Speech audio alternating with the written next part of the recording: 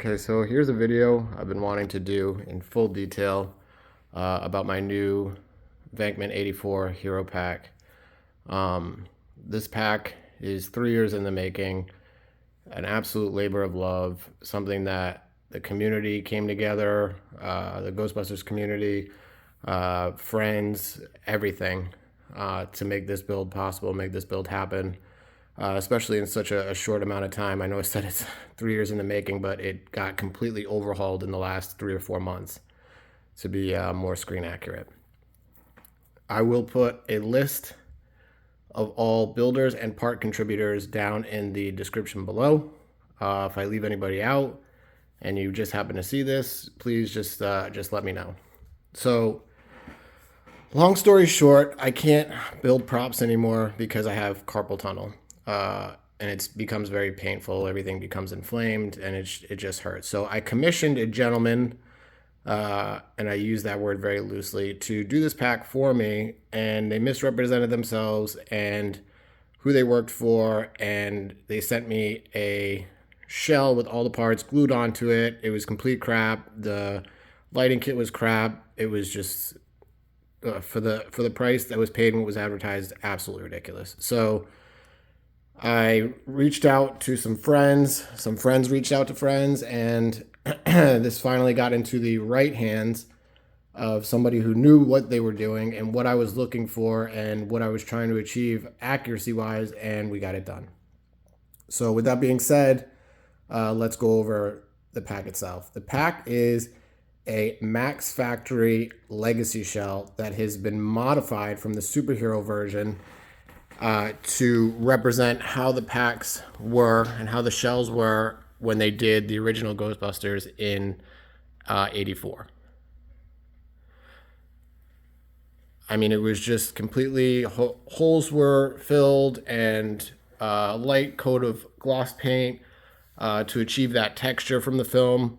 If you could see here, kind of has that dimply texture, not that overdone like rhino type thing I see on some packs, which, you know, if that's what you're going for, that's fine. I wanted it to be very, very subtle, as I did with the weathering. I spent time on the phone with the gentleman who was overhauling this pack every day, 2.5 hours a day, 3 hours a day, going over references that we used from the Ghostbusters reference library, which is run by a gentleman named Stuart Thompson, who does an absolutely amazing job just compiling information and leaving it there for everyone to use free of charge. And we picked our battles, things we wanted to show, things we didn't want to show, things we wanted to do, things we didn't want to do. We went as close as we could to 84, to the Venkman. And I think we got there. I'm very happy with the way this came out. Now I'm afraid to take it out because I feel like it looks that good.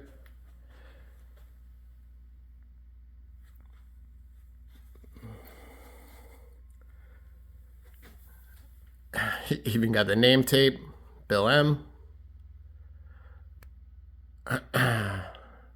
Half moon wooden disc. This is a genuine LC1 frame and straps. Actually looks like it was used. It's been through some, you see on the kidney pad there. It's been through it.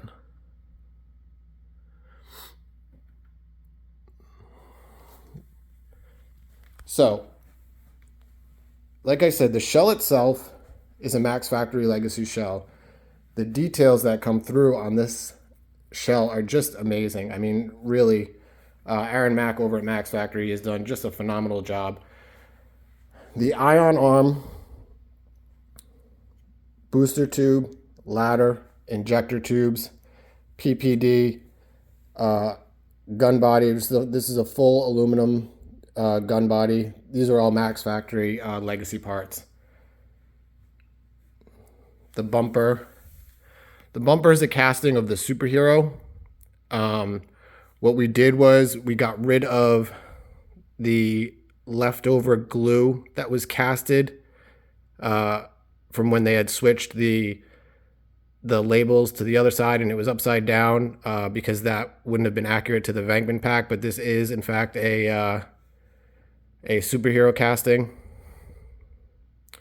We added the little black dimples that you see in there on the cyclotron rings. Let's see if I can get in focus.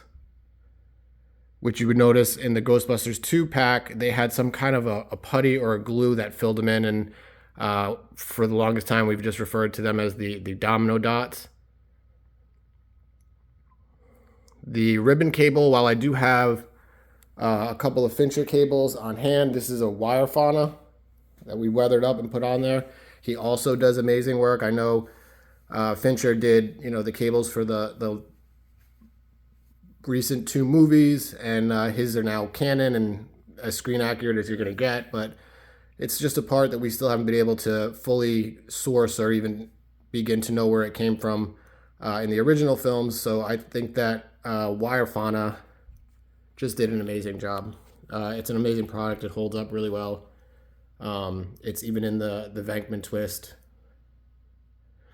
All the labels are aluminum labels from Mack's factory. All the dry rubs are from Mack's factory.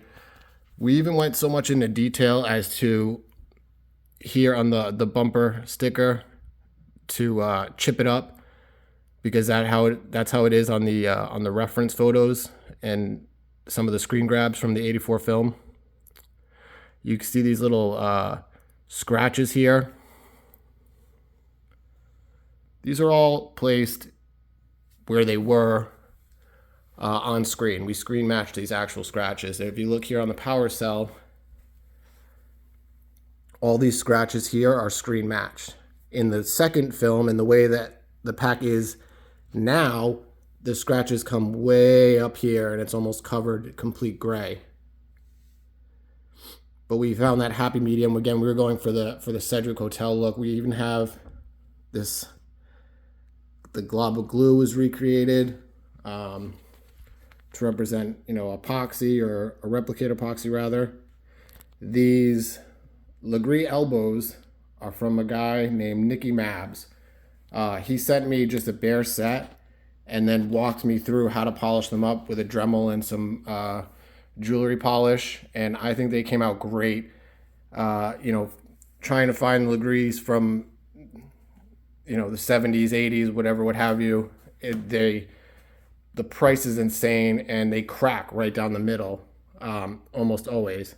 I think these are an absolute perfect substitute. The Clippards, the fittings, the Dale resistors, these are all real world parts.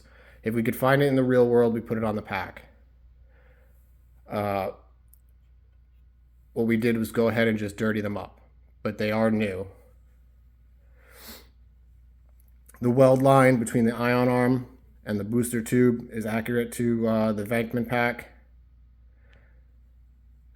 The crank knob here, that's a GB Fans crank knob that we just went ahead and weathered it up. The bellows is a Mack's factory bellow. There's no painting done here to weather this. It was actually chemically weathered. So we found the happy medium there. Something cool about this is on the Venkman pack, it had a little dimple in the bellow, and we even recreated the dimple there. The ribbon cable clamp is also from GB Fans, and it was perfectly rounded when we got it, but going over the reference photos again and again and again, you realize that they were not perfectly machine cut, and that there was a lot of wonk to them. So we recreated that as well.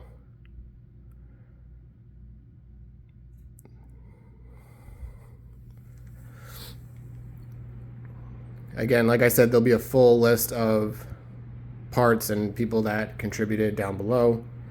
The ion arm end cap is GB Fans with the correct Clippard. We debated for a long time. GB Fans, their ion arm end cap is really great, but it comes with brass here. And in the film, going over the reference photos and seeing the film as many times as I'm sure we all have, these are actually painted black, copper painted black. And what's bleeding through is the copper. So we did our best to recreate that. Even the scratches on the ion arm end cap itself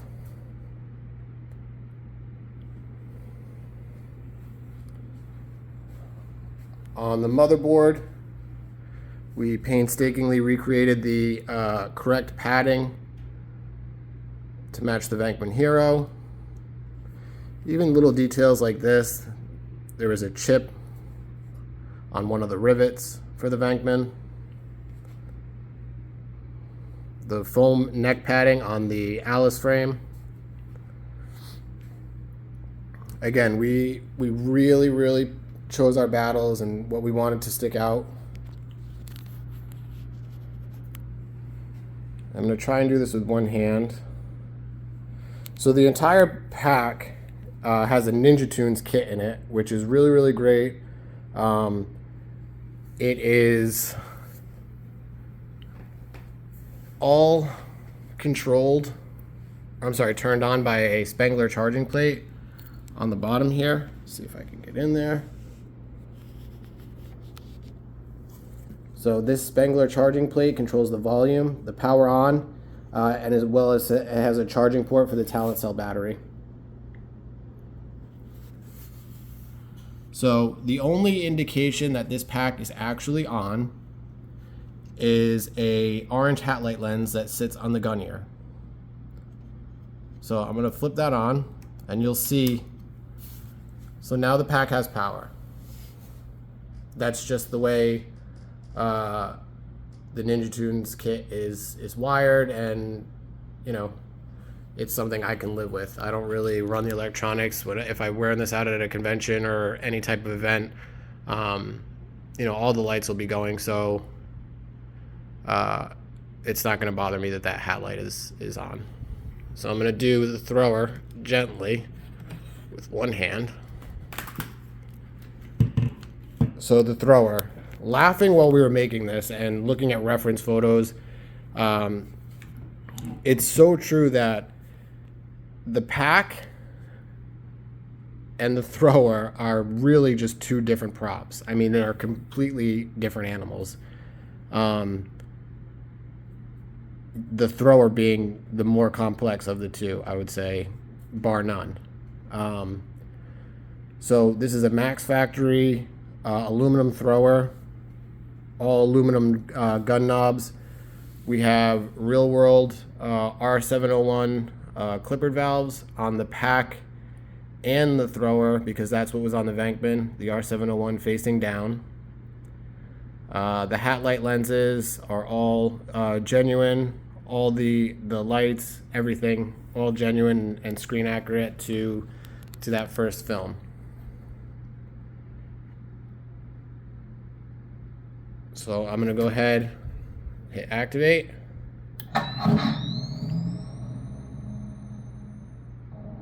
And the pack is on.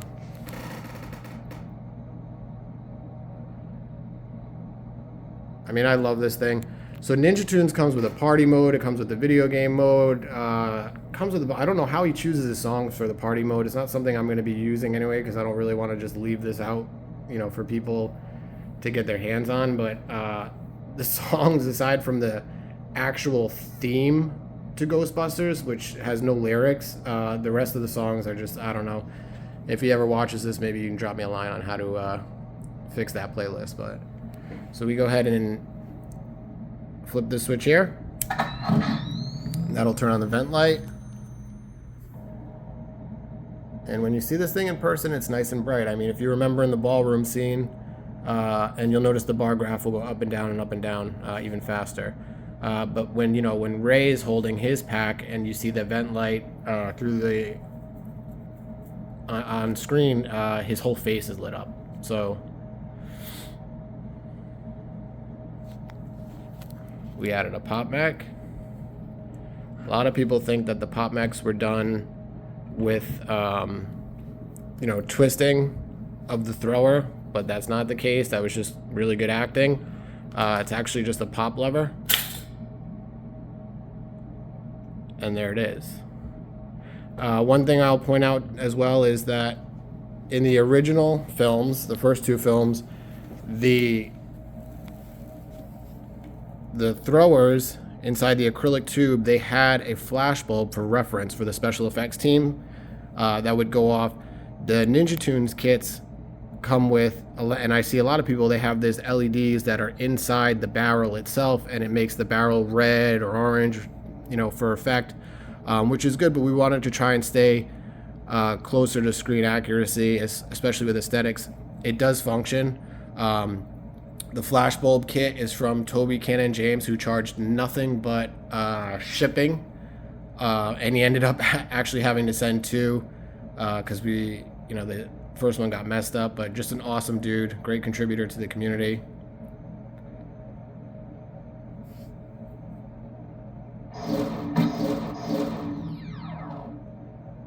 It can be a finicky.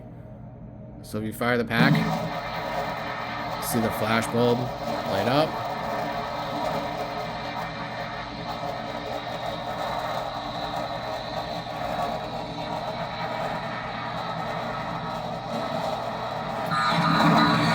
And the pack overheats like in the video game and then recycles. It's just the way that the Ninja Tune kits comes. I think GB Fans also comes the same way, but you have to hold down the intensify button for a really long time to get it to actually do the vent cycle.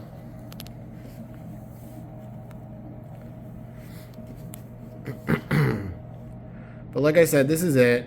I'm extremely happy with the way this pack turned out. The weathering, I think, is just so subtle. I'm a very less is more type of person. We were going for the Sedgwick Hotel, which we know was filmed after the battle on the rooftop in the stance pack. You could see that the resin is showing, bleeding through. The light is bleeding through on the power cell.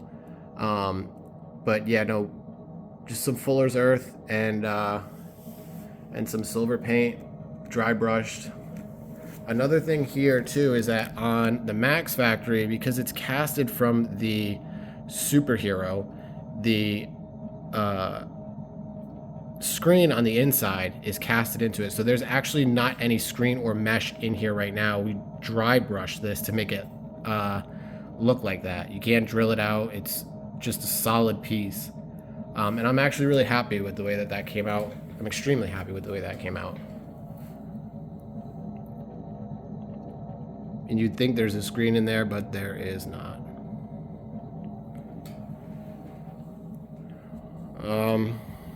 So yeah, that's pretty much it. Again, I'm going to put a full description with the parts list and everyone who contributed in the description below. If you like what you see, like, subscribe, comment.